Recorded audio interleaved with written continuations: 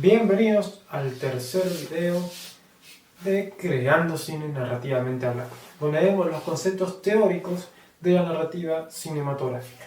El día de hoy vamos a ver los 4 elementos de la estructura narrativa cinematográfica. El cine fue creado básicamente para contar. Si decimos que lo narrativo está vinculado a la forma en la que la historia se presenta, entonces serán las imágenes y el sonido, o lo audiovisual, lo que tenemos que contar para entender la narrativa. Y como ya les dije, vamos a ver 4 elementos. Los 4 elementos que, digamos, nutre o crea la estructura narrativa. Cualquier tipo de estructura tiene estos 4 elementos. El primer elemento son los personajes. Un personaje puede ser una persona, un animal, un objeto. Básicamente cualquier cosa puede ser un personaje. El personaje es el foco de la acción, así que es muy importante. Sin un personaje difícilmente veo posible desarrollar una historia. Y el personaje puede presentarse de 3 formas. Como persona, que es el punto de vista psicofísico, desde el rol, que están vinculados un poco a los estereotipos. Por ejemplo, una película de superhéroes, el rubio, robusto, jugador de fútbol, sabemos que es el buller, o el que bulleará a Peter Parker durante el transcurso de la película. Y como actante, que es el personaje en función a la trama y cómo su presencia afecta a la historia y o estructura. El segundo elemento son las acciones, acontecimientos o actos. Las acciones están bajo el control del personaje o los personajes. Los acontecimientos no están bajo el control del personaje, sino del ambiente. Y los actos son las acciones impuestas por el contexto de la trama. Estas acciones, acontecimientos y actos provocan transformaciones. Y tenemos 3 tipos de transformaciones. Los cambios, que son los que afectan al personaje, los que traen la evolución a este. Los procesos, que va modificando el tono o incluso el género de la película. Y la variación de estructura, que afecta a cómo está contada la historia. Y tenemos 5 variaciones de estructura. Saturación, que es cuando la película comienza de una forma y termina de una forma lógica. Por ejemplo, el héroe derrotando al villano. Luego tenemos inversión, que es cuando la película comienza normal, pero se invierte los acontecimientos y el villano termina ganando al héroe o el héroe termina en prisión. Sustitución. La película recibe tantas transformaciones que termina siendo una película completamente diferente. El cuarto es la suspensión, que es cuando la película tiene muchas transformaciones, pero nunca se cierra, digamos. Es lo que se llama final abierto, a interpretación del espectador. Y establecimiento es cuando una película gira una y otra vez sobre lo mismo. El tercer elemento son los lugares y el espacio. Los lugares es donde transcurre la historia, dentro de la ficción. Por ejemplo, el pantano de Shrek en Shrek. ¿Cómo se crean esos lugares ficcionarios? Con el espacio. Y usamos el cuadro y fuera de cuadro, que es el campo y fuera de campo. Si el espacio es orgánico e inorgánico, viene vinculado a que lo inorgánico es que presenta cualquier tipo de escenario sin conexión entre ellos. Y lo orgánico es que los escenarios que presenta suelen ser coherentes y lógicos entre ellos. Y lo estático dinámico es la relación entre el movimiento profílmico. Y el cuarto y último elemento es el tiempo, que cumple 2 funciones. La duración, tanto real como ficcional, que es cuánto dura la película. En el caso de Harry Potter dura 2 horas. Y lo ficcional es cuánto dura dentro de la ficción. En el caso de una película normal de Harry Potter, 1 año entero.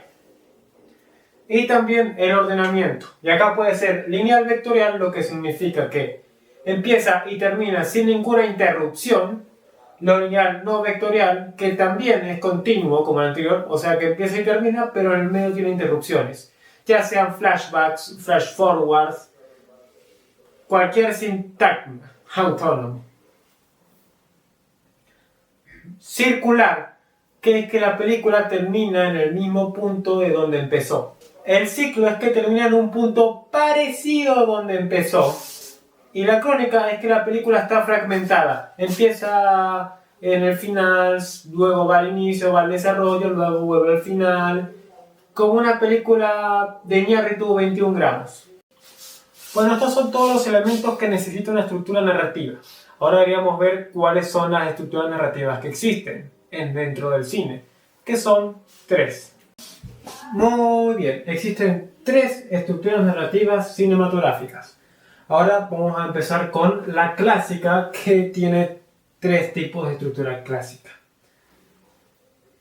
O sea que la estructura clásica, adentro de ella tiene otros 3 tipos de estructura. El primero, el más conocido, el tradicional, de Aristóteles, que son los 3 actos: inicio, desarrollo y desenlace. Luego tenemos Quiniario, propuesto por Todorov, un nombre impronunciable para mí. Dice que hay un equilibrio inicial, que es que todo está en orden. Luego una fuerza desequilibrante rompe ese orden, ese equilibrio. Luego, en la etapa del desequilibrio, el protagonista intenta recuperar ese equilibrio, ese orden anterior. Y luego está la fuerza de reequilibrante, que digamos que se resuelve o se encuentra la solución al desequilibrio. Y por último, el nuevo equilibrio. Todo vuelve a estar en orden. Ejemplos de esto podría ser El Rey León. Y por último, Maza Pérez y Fernández de Collado propusieron una nueva estructura en base a los escritos de Ziegfeld. Ellos dicen que se establece la acción, que es donde se presentan los personajes y el contexto, y también se establece la premisa básica. Luego, en la etapa de confrontación, la historia toma un giro importante y, además de eso, el protagonista entra en conflicto. Y por último, la etapa de resolución, que encontramos el clímax y el epílogo, la resolución de ese conflicto del protagonista. El tradicional está más enfocado a la tensión narrativa. El quiniario está más enfocado al orden y equilibrio interno.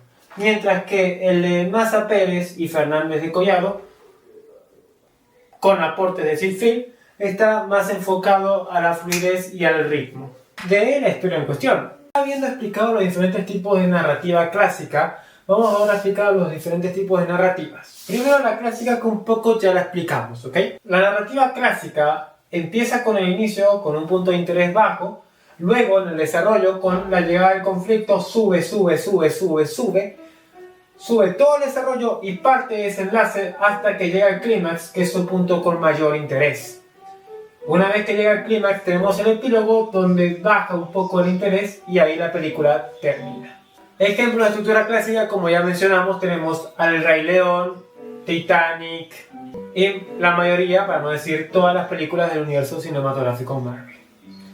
Luego, en modernas, encontramos experimentos curiosos. Lo moderno viene a romper lo clásico. La gente que hace cine moderno no le gusta esta estructura y la viene a romper. Como hay muchas formas de romper lo clásico, y no puedo decir que hay solamente una forma narrativa moderna, pues he decidido tomar la de la película La Aventura de los años 60. En esa película empieza el interés bajo, sube un poco con la llegada del conflicto. Para el que no vio la película, un personaje desaparece y ahí tenemos el conflicto. Entonces sube hasta que encuentra su clímax, pero el clímax lo encuentra muy temprano en la película, ya que baja, se olvidan de la persona que desapareció y la película cambia a una completamente diferente. Se va a tratar de una película romántica donde, digamos, el novio de la persona desaparecida se liga con la mejor amiga de la persona desaparecida. Entonces, el interés baja, tenemos un nuevo conflicto romántico en esta ocasión, y la película termina ahí. Y nunca se resolvió el primer conflicto. Jamás. Y el interés tampoco subió de forma tan elevada. Como digo, hay muchas formas de romper lo clásico y esta es solamente la estructura de una película moderna. Pero verdaderamente tenemos muchos más ejemplos. Y la última estructura que nos interesa, la posmoderna.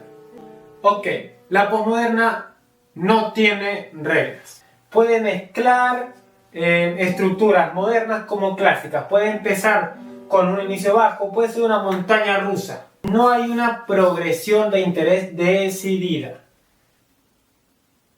Por lo general, el cine paródico, las parodias como Scary Movie o incluso Shrek, suelen ser posmodernas. ¿Por qué? Porque si nos damos cuenta, Shrek es una película de fantasía donde básicamente hay televisores en épocas media y tal cosa. Y una característica de muchas películas postmodernas es que suelen mezclar, digamos, épocas. Suelen mezclar culturas. No les importa, como les digo, seguir una estructura. Es justo por eso que el cine paródico se presta para ser postmoderno y la mayoría de películas paródicas son postmodernas. Como ya dije, Scary Movie o Shrek. La película, acá lo marqué, creo que no se van a alcanzar a ver, puede tener una película moderna un montón de conflictos, pero solamente solucionar uno o incluso no solucionar ninguno. Tener un final muy abierto.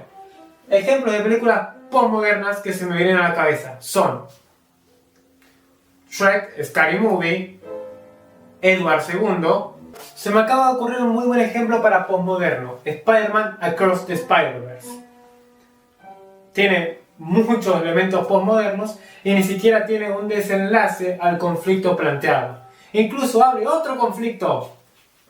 Luego, un ejemplo de moderna, como ya mencioné, La Aventura de 1960 y Star Wars 5, aunque tiene un inicio, tiene un desarrollo y tiene una estructura bastante clásica, no tiene un desenlace y tiene muchos elementos de la narrativa moderna. Así que perfectamente Star Wars 5, El Imperio Contraataca, podría ser una película moderna. Y clásica, El Rey León, Titanic, básicamente el 90% de los blockbusters que Hollywood suele lanzar al año. Ahora sí, hay una película que podríamos considerar tanto clásica como moderna y postmoderna y esa es Fantasía.